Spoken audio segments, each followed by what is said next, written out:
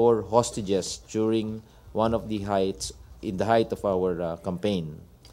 The unit also suffered wounded and 1 killed. The area that will be vacated by this unit will be taken over by other units of Joint Task Group Ranao under Brigadier General Rami Ray.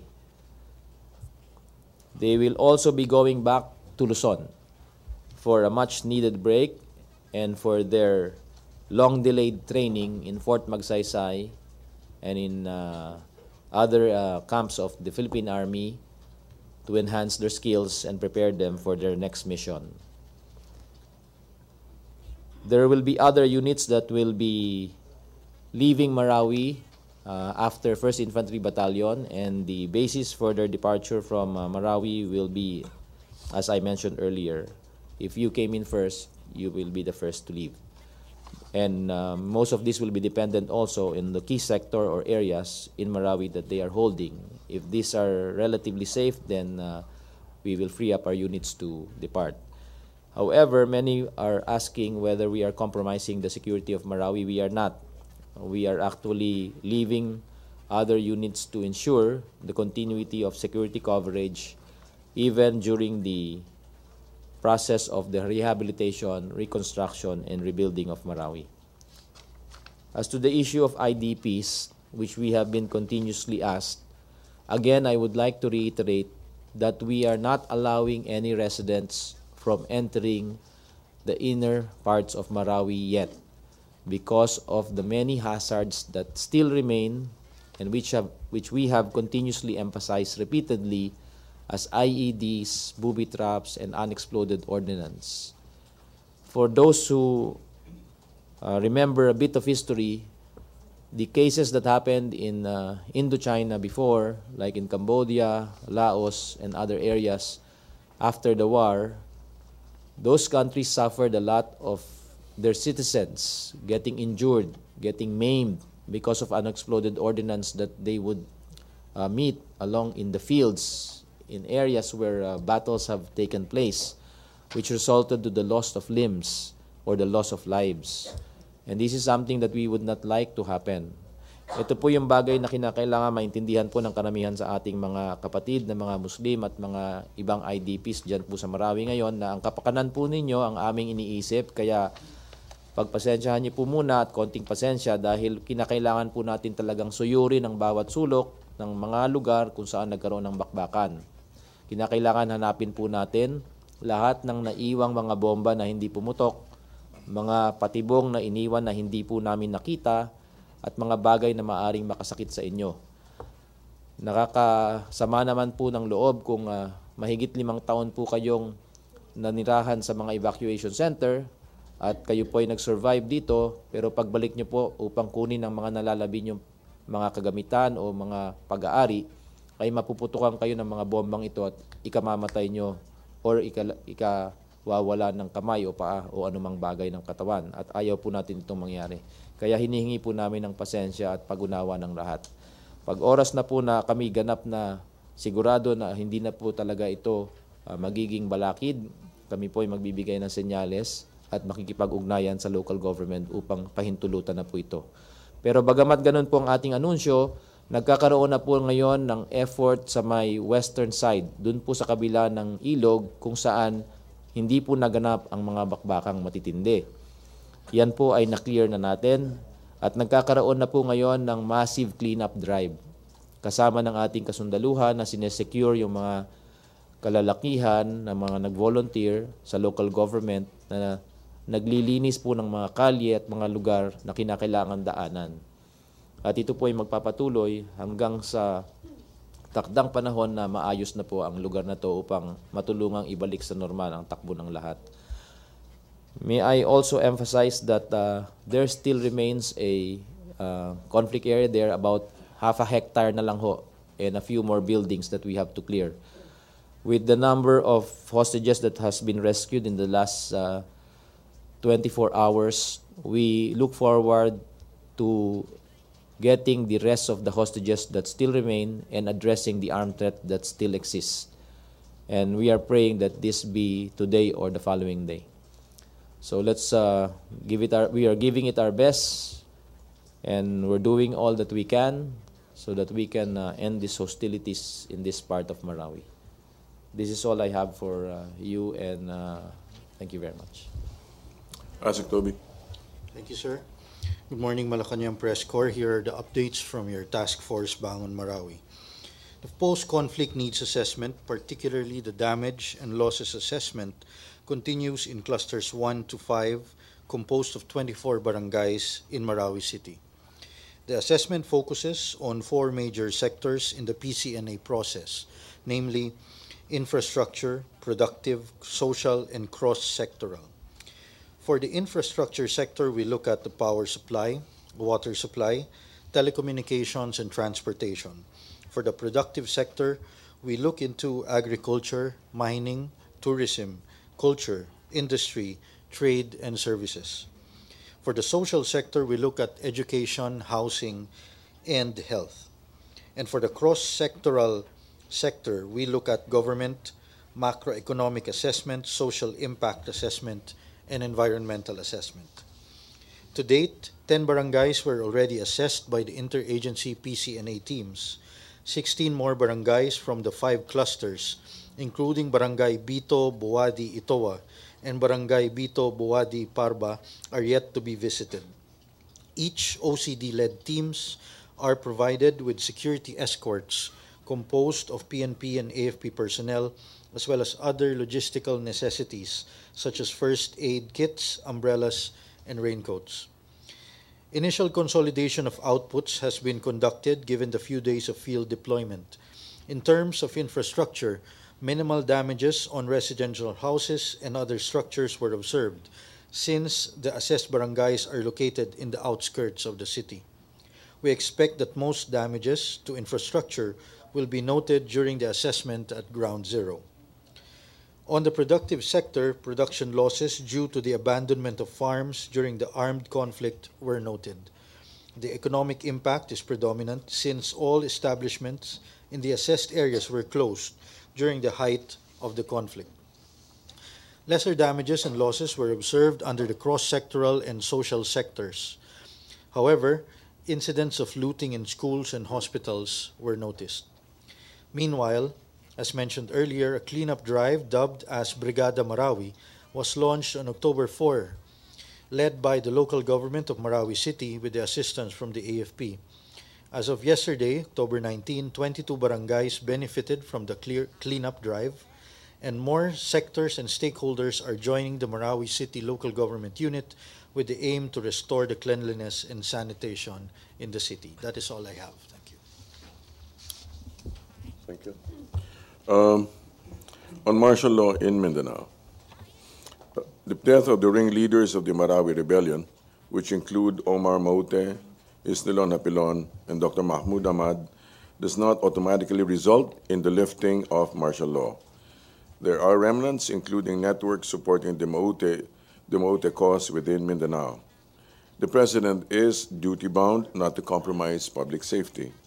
The Commander-in-Chief, however, will confer with the members of his Cabinet Security, Justice, and Peace Cluster, particularly the Secretary of National Defense, who is the designated martial law administrator, and the Chief of Staff of the Armed Forces of the Philippines, designated martial law implementer, on the necessary action to be taken. On the firing of a DBM secretary, the President yesterday announced the firing of an Undersecretary of the Department of Budget and Management, whom Secretary Benjamin Diokno actually confirmed. The President's action highlights that no government official is sacred under this administration. Let this be a reminder to all public officers that we are all here, not for ourselves, but for the greater good of the nation.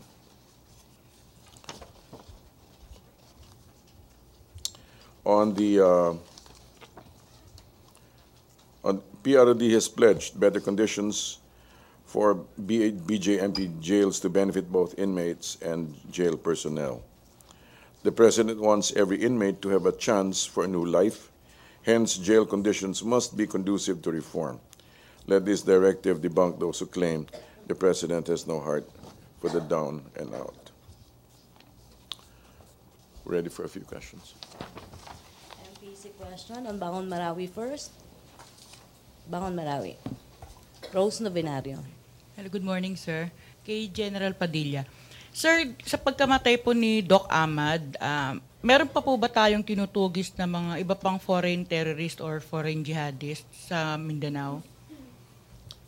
Meron pa po. At may isang prominenteng commander dyan, si Commander Baco, kung di ako nagkakamali, na atin pang hinahanap at maaring naging parte na ng mga ilang namatay noong mga naunang pagkakataon. So, yan po yung mga bagay na kasama sa ating mga nais maberipika sa mga ginagawa nating hakbang sa loob ng Marawi.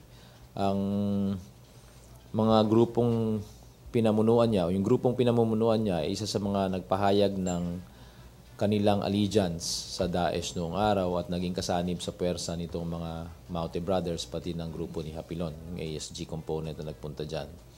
So, yan po yung parte na yan. Yung binabanggit po ng ilang analyst na bagamat hindi nanggaling sa Marawi at nagsasabi ng kanilang mga inputs tungkol dito, yung iba po doon ay medyo panis na, hindi ho tama. At wala yung mga binabanggit nila ibang pangalan, hindi ko na ho papangalanan, ay wala doon sa lugar na yon at hindi sila current doon sa situation. Sa ibang parte naman ng Mindanao, ang armed forces po ay patuloy na nagsasagawa ng operasyon lalo na sa mga lugar ng Hulo, Basilan at Tawi-Tawi at parte ng Maguindanao at Cotabato kung saan may natatiling malalaking puwersa na maaring manggulo.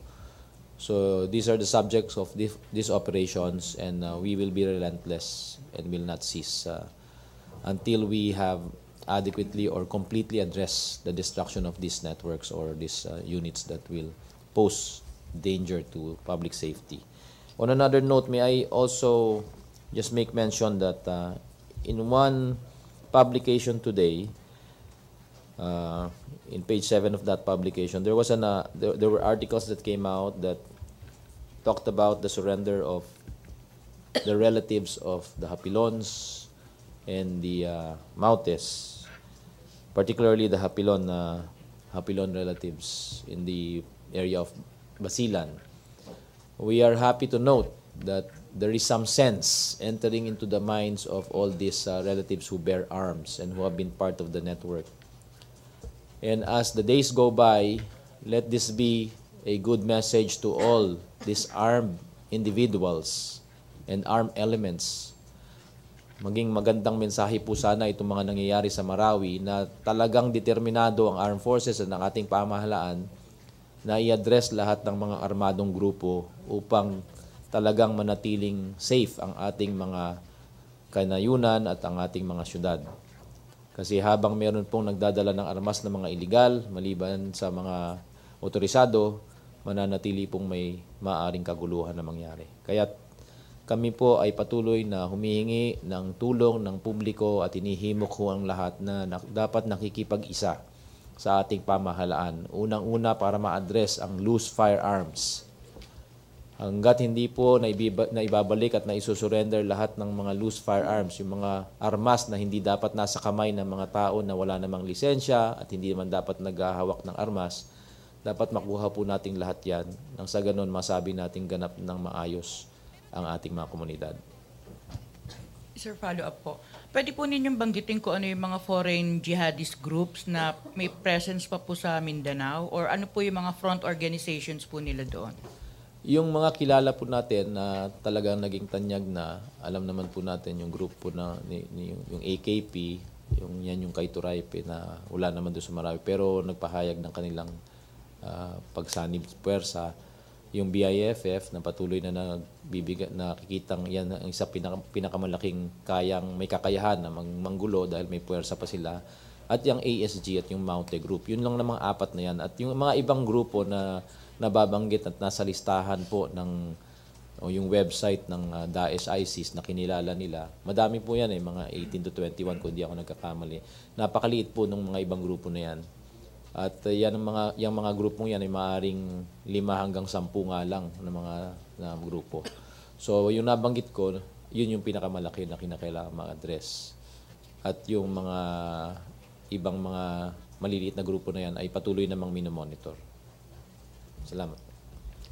Deo de Guzman. General Padilla, sir.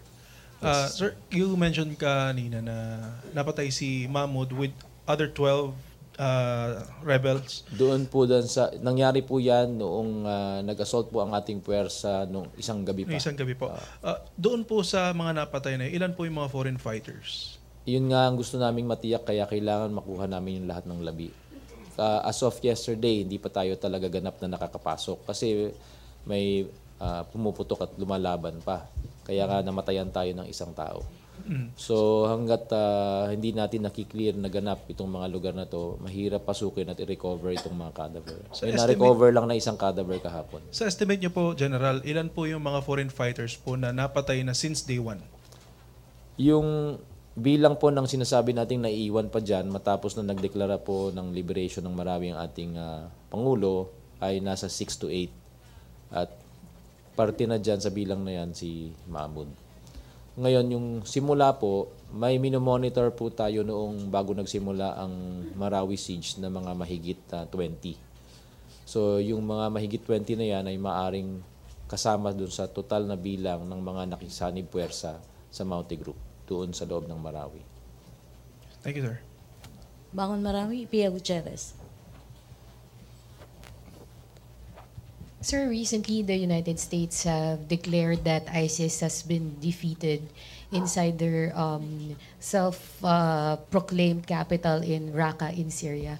So following their defeats here in Marawi and also in Raqqa, what is the military's assessment, sir, of the threat posed by ISIS, especially here in the Southeast Asian region? Well, first off, we are part of a global alliance of nations who are working together to deal with this global threat, the threat of terrorism, particularly from this group. Now, with the fall of strong areas in the Middle East held previously by the ISIS and the Daesh, we see that their influence will continue to wane, and their ability to put up sizable forces to control and gain hold of territories will almost be nil because of these events. Now, one of those things that's also coming out from this recent developments is that nations are wisening up, and their knowledge and understanding of the Daesh and its network is increasingly becoming better. So this knowledge of the enemy will allow nations to deal with these forces much better than they have been dealing with them before. So by and large, there still remains a threat from this group, but not in the magnitude that we have seen in the Middle East, nor in the scale by which we have confronted Marawi. This is our assessment. But the most dangerous thing here that may come out is their remaining network, which may consist of as few as 1 or 2, may still impose a degree of threat in many parts of the world, not only in the Philippines. And you have seen things happening in Europe, Great Britain, regarding lone wolf type attacks. And these are the kinds of threats that may come out. So it is imperative that we all still continue to work together. Kinakailangan po lahat ng mga bansa sa buong mundo na may ganitong kinakaharap na problema, kinakailangan magsanib puwersa, magtulungan, mag-share ng information kung may mga nakikitang pagbabanta sa mga iba't ibang lugar para makapagbigay abiso sila kung may mga lugar tulad ng sa Middle East, sa Europe na maaring pinupuntirya nitong mga grupong to. At malaki po ang magagawa nitong pagsasanib puwersa o pagtutulungan na ito dahil tulad ng mga nangyari nung araw na tayo'y naibisuhan na meron pala ditong 2 banyaga na tumutulong sa grupong ito, nahuli natin sila. So our Bureau of Immigration and Deportation were able to deport them and send them back to their home countries. So they may have already funneled so much funds to all these groups inside the Philippines. I'm talking about the Kuwaiti and the Syrian national who were arrested in the global city. So these are the kind of incidents that we have to guard against. Kaya nga po kami, matapos nitong assessment na to, nakikita natin kinakailangan patuloy pa rin nating hirapang buwagin itong mga natitira pa nilang mga grupo at mga organisasyon, mga networks nila. Kasi habang nananatili yan, yung banta na yan ay may iwan. At isa pa, yung aming panawagan sa lahat, lalo na po dun sa sinasabi nating konsepto ng shared responsibility in security, ay napakahalaga at napaka-importante kasi hindi talaga kakayanin ng bilang ng pulis, ng bilang ng sundalo na bantayan ng bawat sulok ng kapuluan. Pero kung ang bawat mamamayan ay kaparte nitong pagbabantay na ito, mas nagiging mainam. Ian Cruz. Follow up. Sige. Sir, meron pong sinabi si Presidente na he would like to arm the citizens para po citizens Yes. para po makapagbantay na rin o makatulong sa pagbabantay ng government against terrorists and other elements. Okay po ba sa inyo to? I think that is already under study hanggang sa kasalukuyan. At ginagawa naman natin ito lalo na sa mga liblib na lugar kasi nag-e-employ tayo ng mga CAFGUS, di ba? Yung mga special CAFGUS natin na ina-assign dyan. Pero kinakailangan, yung proseso na ito ay kinakailangang dumaan sa isang maayos na pamamalakad kasi we need to train them, orient them, and prepare and equip them appropriately so that we will avoid abuses. So if these forces are properly motivated, properly trained, and which we have done so with a lot of our CAFGU units, yung incidents ng mga complaints tungkol sa mga abuso na nababawasan kung hindi man nawawala na totally. So yun lang magiging participation namin to ensure that the training and the equipping will go hand in hand with the best practices that we have already been employing. Thank you, sir. Okay, Bangon Marawi. Ian. General Padilla, good morning po. Yes, Ian. Sir, yung problem ng looting siguro, malaki sigurong impact ito sa mga residente kasi may mga naglinis na doon sa bago magmapandi, nakita nila yung bahay nila, wala na yung mga gamit nila.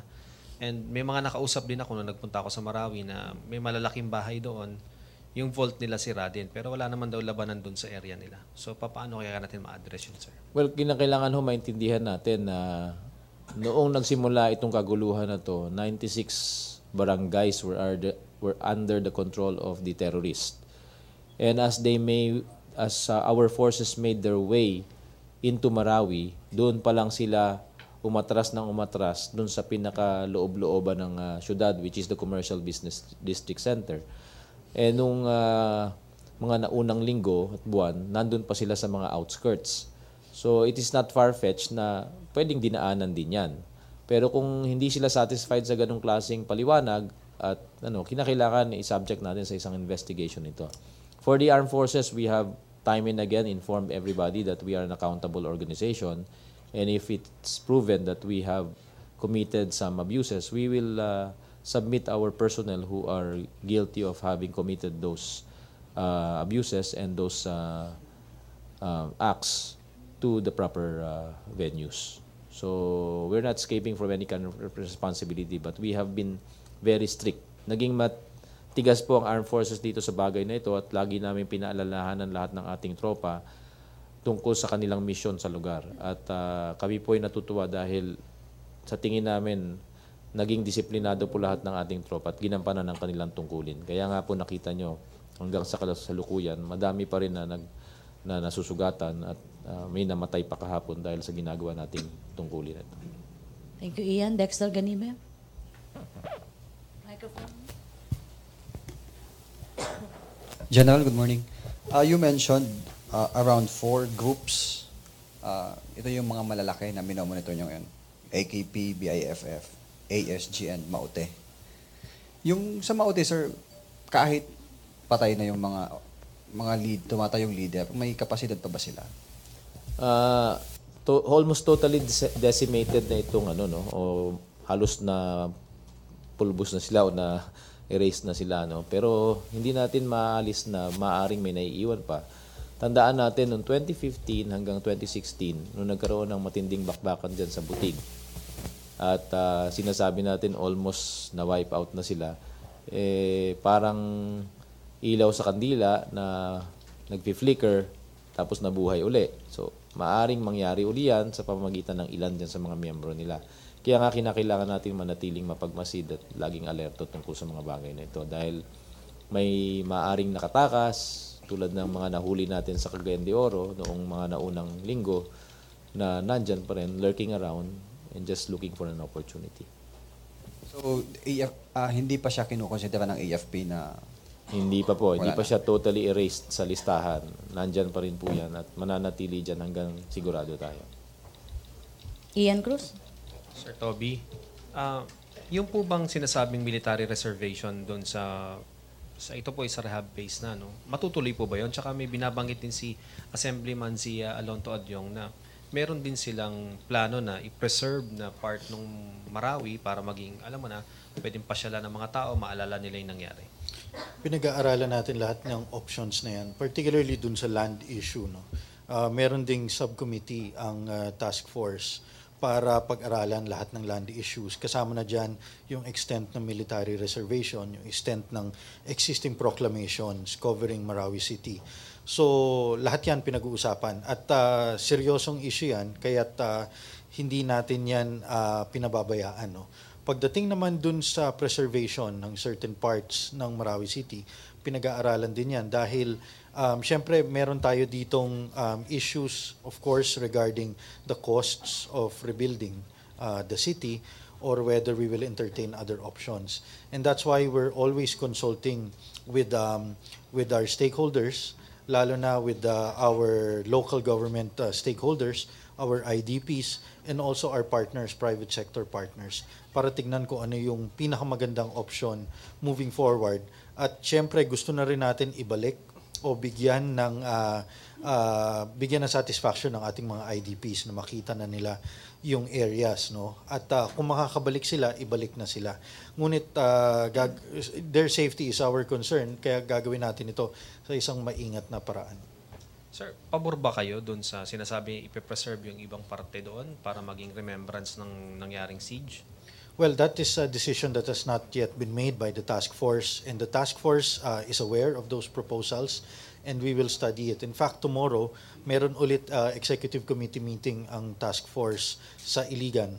Kaka-meeting lang ng executive committee nung Miyerkules at magmi-meeting ulit ngayon at nakikita talaga dito na talagang todo na ang partisipasyon ng lahat ng government agencies pagdating dito sa rehab and recovery ng Marawi City. At bibigyan namin kayo ng updates tungkol doon at makakaasa kayo lahat ng mga proposals na to ay pag-uusapan. Last two, on Bangon Marawi. Marisa, Alvin Baltasar. Sir Toby, magandang umaga. Sir, 47 sets of heavy equipment pinadala ng China just recently. Sir, meron pa po bang ibang bansa na nag-pledge ng tutulong magpapadala din ng the same assistance para sa Marawi? Lahat ng tulong ng ating mga donors, no, whether they be foreign countries, whether they be private sector stakeholders, domestic or foreign, lahat ng ito ay pinag-uusapan at kino-course through sa tinatawag natin na Financial Management Subcommittee, no? Dahil lahat ng ito yung clearinghouse, magiging clearinghouse ng lahat ng donations dahil gusto natin maging maayos ito, no? Meron tayong this is primarily composed of DOF, DBM, NEDA.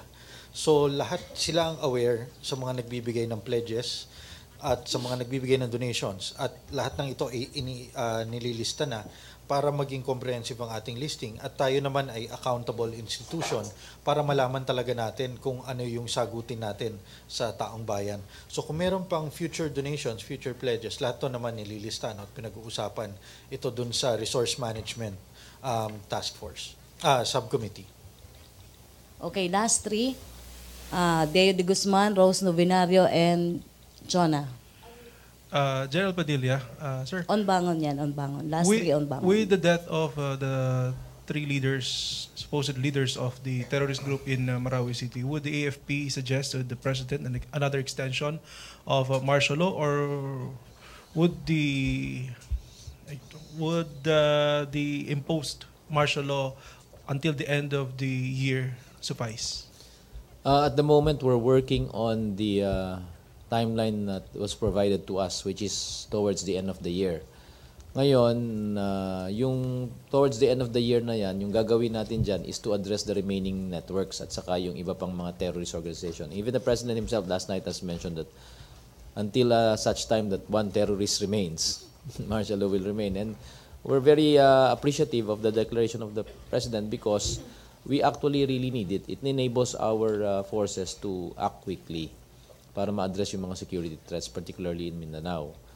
Now, as was mentioned also by Secabella a while ago, there will be a meeting of the security cluster to deliberate, to assess, and to study if it should be extended beyond the end of the year timeline.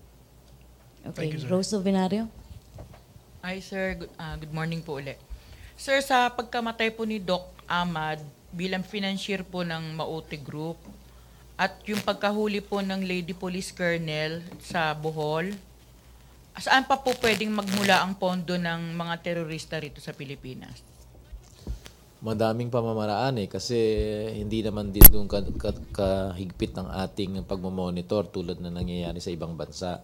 Kaya kinakailangan may mga ibang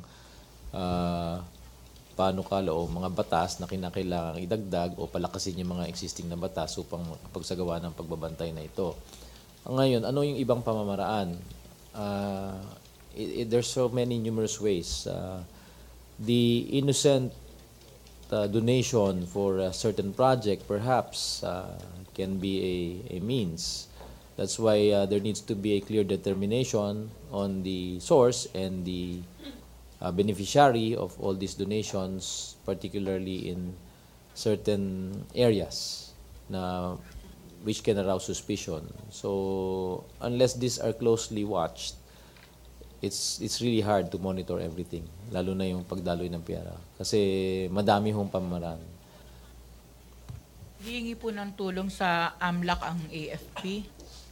Nagpanukara na rin at laging nagbibigay po ng abiso ang AFP sa AMLAC kung sakasakaling may namamonitor po ito. Pero hindi ho palagi kasi ang AFP naman hindi naman kami ang ng financial transactions. Yung ibang institutions, pati mga bangko, may kanya-kanyang mga procedures. Ang BSP natin may mga kanya-kanyang procedures po.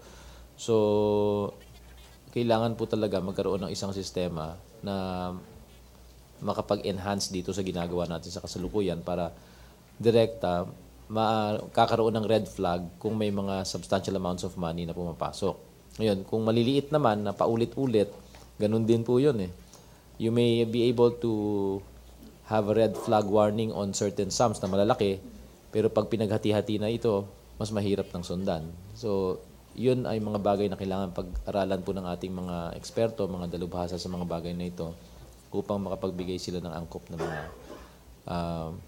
measures para ma-screen or mabantayan. Okay, Chona, last question on Bangon Marawi. Sir, lighter side, kailan daw yung Hong Kong trip na pangako ng Pangulo sa mga sundalo? Maganda tinanong niyo yan. Kasi kaya nga po excited ang mga sundalo na matapos na eh. Kasi tutuloy na sila Hong Kong. Tapos sir, sir yung ginagamit yung yung Bangon Marawi project, ano yung ginagawang measures para masiguro na hindi ito nagagamit ng ibang fake organizations para lang mangolekta ng pera? By far, yung dito sa Joint Task Force Bangon Marawi, I will have to defer that to Asek Toby. But alam po namin at nakikita naman namin na halos lahat po ng pumasok na donasyon dito ay pumunta dun sa mga intended beneficiaries kasi kinokontak din kami upang tumulong na mag-deliver.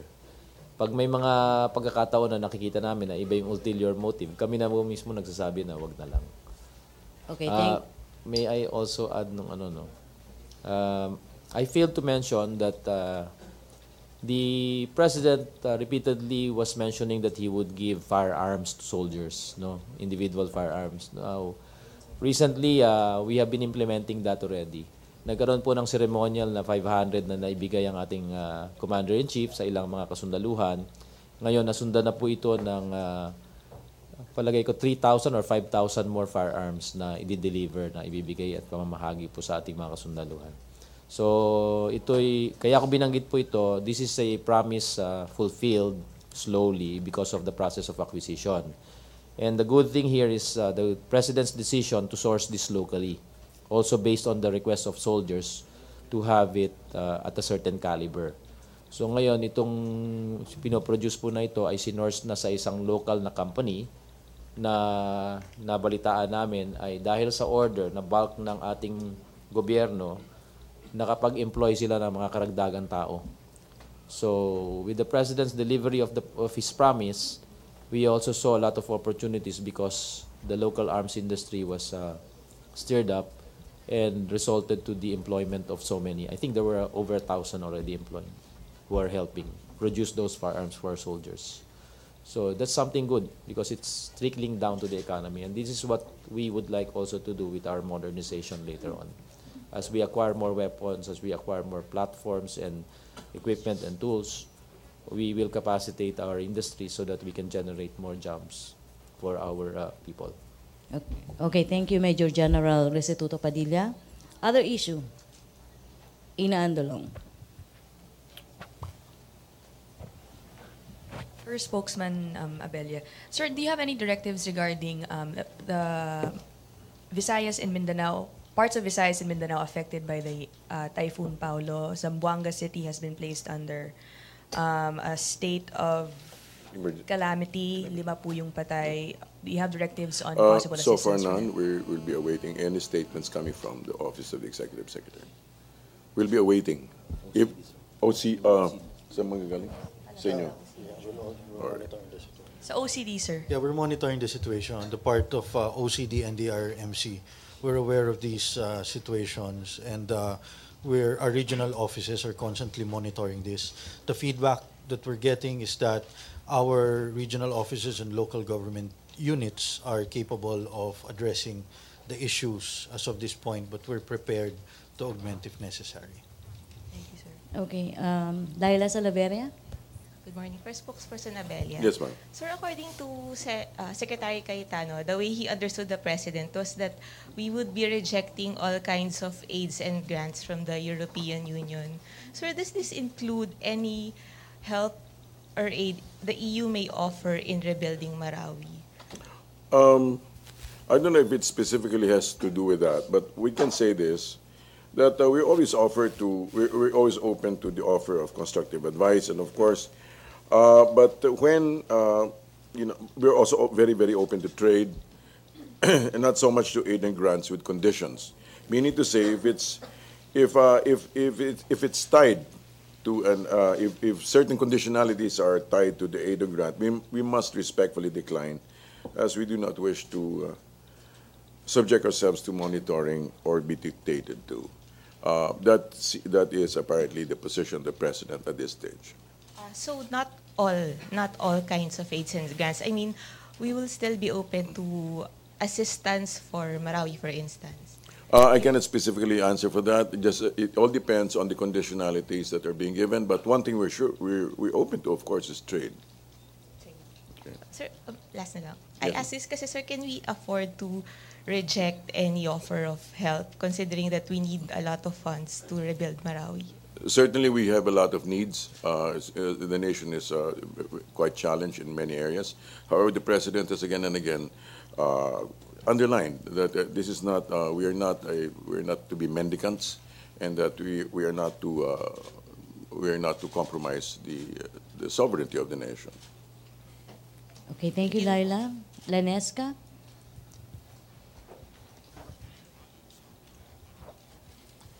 Sir, follow up po yung sa EU aid.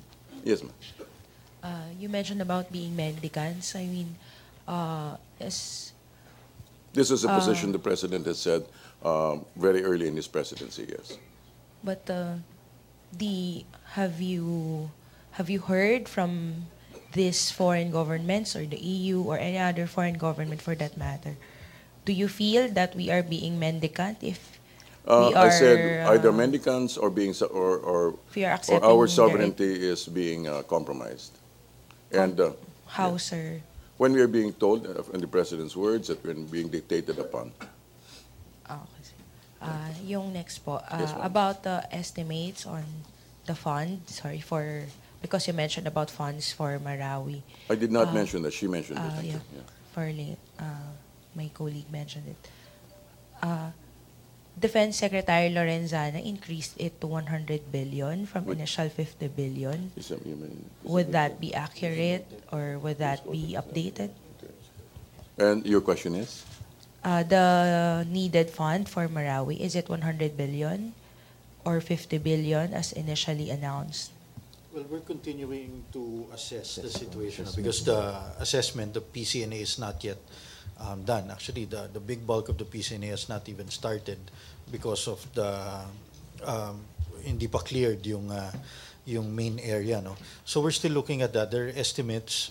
Initially it was 50, and yes, it was increased to 100. But it really depends on the final assessment, no.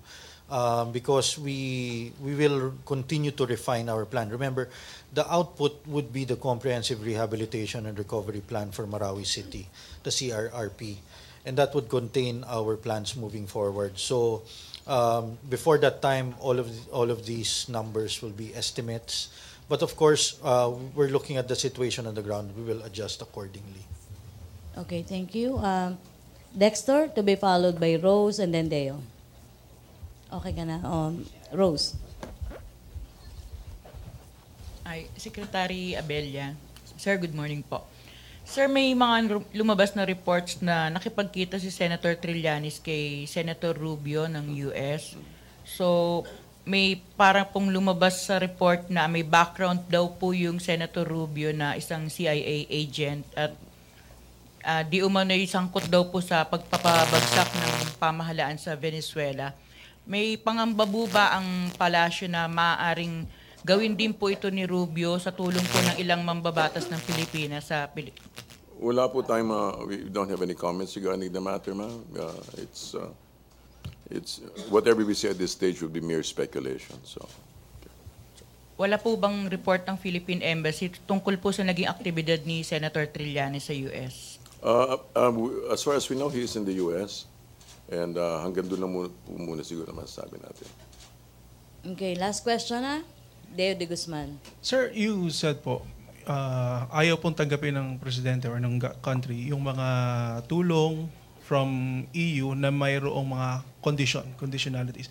Meron po bang mga grants? Meron po bang mga donations ang ibang country, NGOs, na walang condition? Kasi as far as I know po, meron pong mga conditions talaga lahat ng mga grants. And so maybe the clearest statement would be, we are committed to trade, not so much to aid and grants with conditions. Okay? So we're more committed to that rather than pursue aids and grants with conditions.